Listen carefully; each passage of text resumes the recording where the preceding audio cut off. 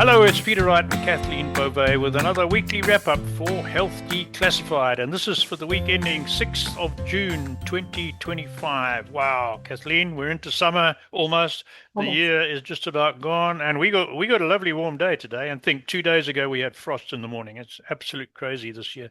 Anyway, how are you, Kathleen? Doing great, Peter. Thank you. And thank you also very much for tuning in. We so appreciate having you. Peter, it seems like time is accelerating. I don't know about you, but it just feels like time is just zooming by. Maybe it's an indication I'm getting older. I have no idea. Well, then it's got to be zooming by a lot quicker for me than it is for you, Kathleen. I don't know, Peter. It just doesn't it feel that way to you, though? It feels that way to me, and we're not alone. A lot of people, both some of the guests we've had on the show, and just talking to people generally, Mhm. everybody seems to think that time is accelerating, and that it's just rushing by. Yep. Yeah.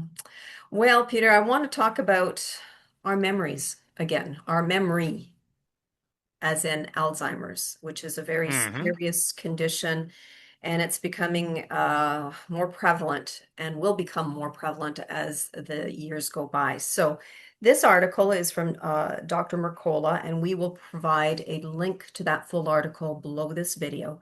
But this is actually a little bit of good news, and that is about kefir. Consuming kefir actually improves memory by 68% in Alzheimer's patients. Do you even know what kefir Wow. is, Peter? No, it's a Middle Eastern cereal, isn't it? No, kefir is a fermented milk drink that is similar to yogurt in texture, but with a tangier, sometimes slightly fizzy flavor. It's made by fermenting milk with kefir grains, which are a naturally occurring culture of bacteria and yeast. And this fermentation Okay. process results in a drink that is rich in probiotics and can be a good source of calcium and vitamins. And Ah.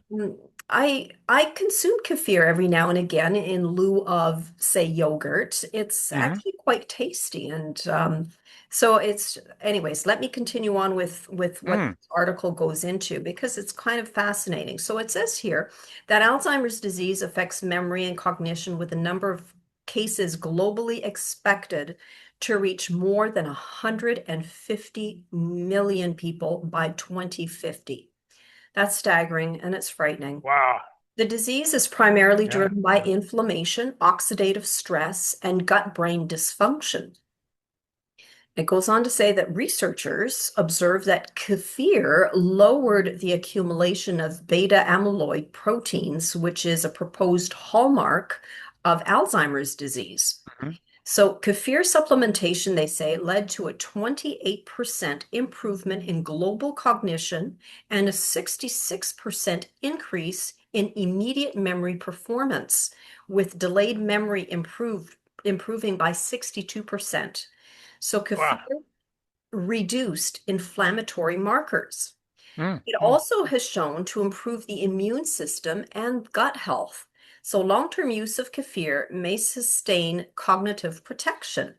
So, supplementation with kefir helps to decrease inflammation, suppress oxidative stress, and reverse DNA damage. It also contains beneficial bacteria.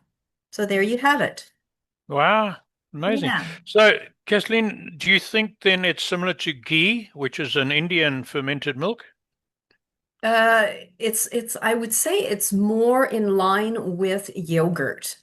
Okay, The okay. consistency, the flavor is more in line, I would say, with yogurt. Yeah. With yogurt. Okay. Mhm. And Mhm. then, interestingly, that when I lived in Africa, in Rhodesia, South Africa, Zimbabwe, the indigenous black people there liked something called lacto, which was a fermented milk, but it was still liquid. It wasn't the consistency of yogurt. It had a few curds in it, Mhm. but they loved it. And when I was involved in a small milk processing plant there with some local farmers, we sold, I think, about 30% of the milk production was converted into lacto, maybe 20%, but big volumes. They really enjoyed it. And of course, it didn't need to be refrigerated, right? Although Really? Ultimately, if it was left out of a fridge for too long, it would end up like cheese, pretty solid. But most of those people didn't have fridges or electricity, Right. so they would buy it. It was sold primarily in 1 liter plastic bags, sachets, but it was a huge seller, and they loved it. Some of them drank no fresh milk at all. They would only drink this fermented lacto. I can't Oh, remember what okay. bacterial culture or yeast was used. It's so long ago, I've forgotten all that. But Mhm. big seller, yeah. So very interesting. So all these fermented dairy products are actually quite good for you in one way or the other, huh? Well, again, there's controversy with Sure. anything dairy, Yep. right?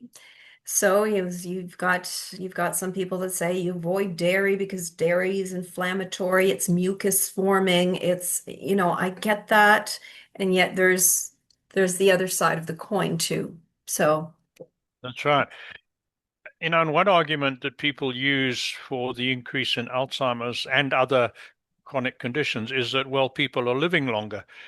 But it's not entirely true because I'm not sure about Canada specifically, but in the USA for the last 2 years, life expectancy has marginally decreased. It hasn't increased, right? It's marginally decreased. And yet the number of Alzheimer cases as you've just said, is rising sort of exponentially. Mhm.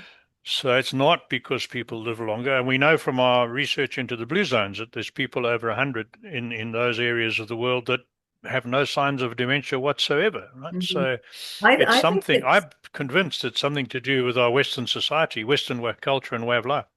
absolutely it's what we put in our food as well. There's a lot of neurotoxins in some of the ingredients that we buy from products off the shelves. It's just, it's most people say, well, a little bit won't harm you, but it's the accumulation of all of these things Accumulation. over time, right? Over the course of your life. That's right. It Yep. builds up and Uh, adds up, which brings me yep. to detoxification. And I know Yes. people will, I think, maybe some people just poo-poo the whole idea of this. I don't. I think there's a lot of value in cleaning your body out every few months. There's not, I think I really am an advocate of that. And one of the things that helps you do that is the Heal All Tea from Dr. Morse. We will provide Hmm. a link to this product below this video. Um, Heal All Tea is for basically general maintenance as it assists the body's natural detoxification process. It has beautiful ingredients, all organic, but burdock and dandelion and slippery elm. It's a great digestive tea. It's pleasant tasting. You can just have it whenever you want. And it's this tea incorporates herbs aligned to whole body detoxification and renewal. It removes unwanted organisms from the gut, and it helps to promote lymphatic flow. So I think, once again, Feel all tea. And it's a lovely Absolutely. tea. It's a loose tea, by the way. And Yep. you keep it refrigerated. Don't know if you can see that, but let me see if I can. Yep. There we go. Yeah. Nice, deep, rich color. Mm-hmm. And I use it as well. And Kathleen's right. It tastes good. Mm-hmm. And there's the kidney Uh, tea as well, right? But today we are promoting the Heal All tea. That's right.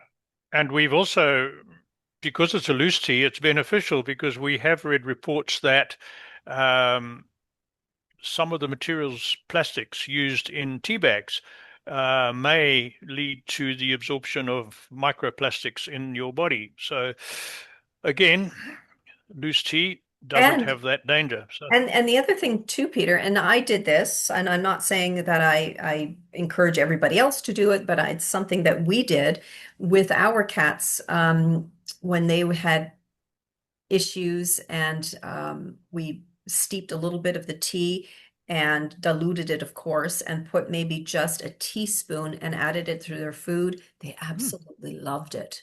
loved it. Interesting. I haven't tried that with our cats. I must try that. Mm-hmm. Good. Well, thanks, Kathleen. So, as Kathleen said, there's a link to that product in the description below. Mm-hmm. If you use the Yakking Show coupon, you get a 5% additional discount. So, there's always that. Okay, let's move on to what happened on the Yakking. I'm wrong. Let's move on to what happened on Health Declassified this week. Well, We didn't have a guest interview this week. As you know, we're doing a guest interview every second week. Last week's guest was Dr. Carl Rothschild of trifectalight.com, and he is a pioneer in the use of red light therapy to solve a number or to help with a number of conditions, both internal and surface. So to find out more about what red light therapy may do for you, watch his episode. There's links in the description below to that episode. Moving on, we will have next Tuesday, we will have Dave Durrell, and his main purpose is to help people over 50 regain lost muscle mass and prevent further loss of muscle mass. And he says that you lose, after the age of 25, I think, you lose 10% of your muscle mass every decade, right? So that means at my age, in my coming up to halfway between my 70th and 80th years of life, I've lost 75% of my muscle mass. Horrifying thought. It's not quite as bad as that, of course. But he also has a range of exercises to help you improve that. So he's coming up next week. Then on the 24th of June, we'll have Jacqueline Downs, who is, help me out with those long words, Kathleen. Do you remember them? She's an epigenetic specialist. And what's the long one? Epigenetic and nutrigenomics. Nutrigenomics.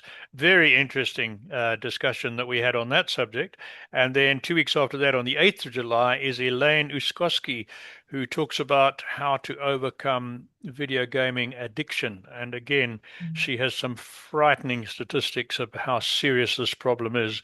And she specializes in helping people overcome this. So that's our lineup coming up in the next couple of weeks. And then, of course, we always talk about a book. And this week's book is the same as last week's book, because last week our guest, Dr. Carl Rothschild, has his own book called Illuminated Healing, Unraveling the Mysteries of Light Healing. A very good book on that. There'll be a link to that in the description. And as always, to prevent you missing out on future guests, we got some really interesting guests coming up. Hop onto our website, healthdeclassified.com. Sign up for our newsletter. We only send you one email a week and tell you on who's coming up in the next couple of weeks. And of course, we always give you Kathleen's deep dive into a health topic and a health tip in our weekly newsletter. Thanks for watching. Back to you, Kathleen. Thank you again for tuning into our show. We so appreciate having you. And until next week, take care, everyone. Bye-bye.